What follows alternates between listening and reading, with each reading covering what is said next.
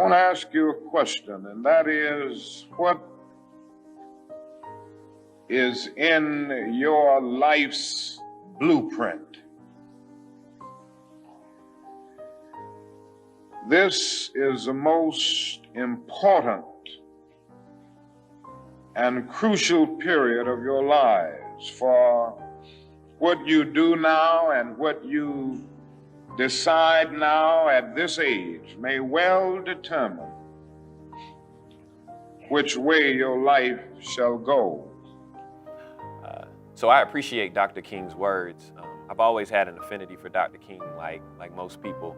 But I think that there are some things that we don't realize that he did and that he believed in, that we don't talk about too often.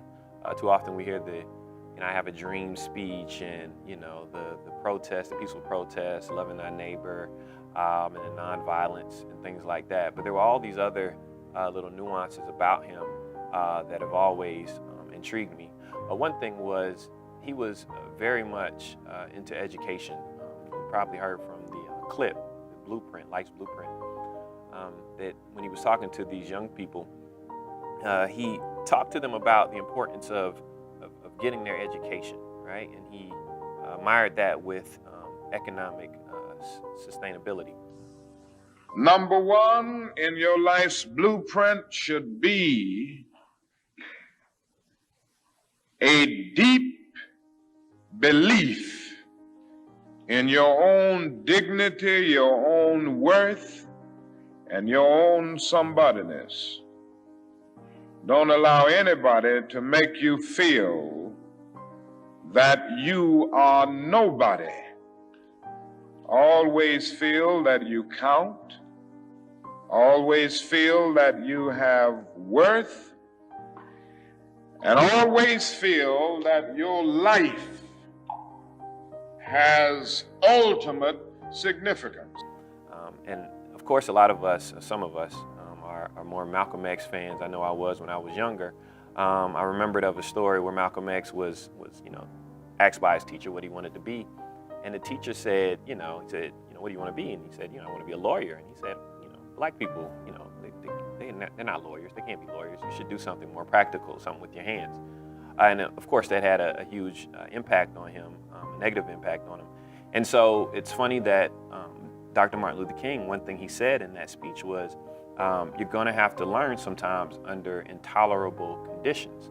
And I think too often we think that because there's an obstacle in our way, that gives us the excuse to stop fighting and to stop moving forward. And so I appreciate him for that. And I think that's something we can learn even for today.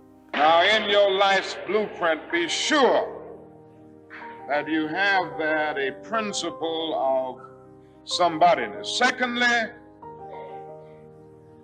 in your life's blueprint, you must have as a basic principle the determination to achieve excellence in your various fields of endeavor.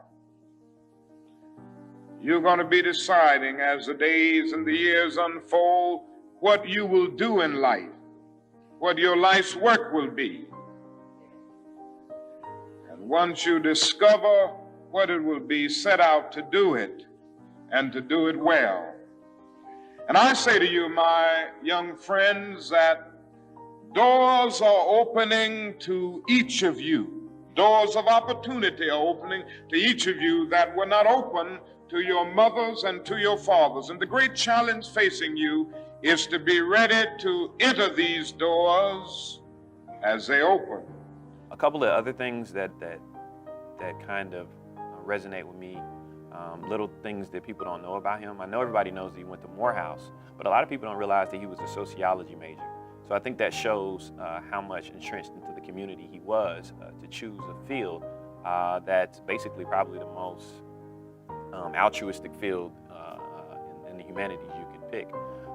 He also went to Boston University, and it's a little known fact, but in his biography, if you read it, he probably did as many philosophy classes as he did theology classes. His PhD was in systematic theology, and so he studied everybody from Plato to Aristotle, John Locke, Hobbes, existentialism, and he just rattled through them. And during that entire time, he was actually looking for the best philosophical principle to use in order to lift his people out of the plight. And of course, he settled on kind of civil disobedience, Thoreau's civil disobedience, and then of course Gandhi's nonviolent movement that he did in India in years past.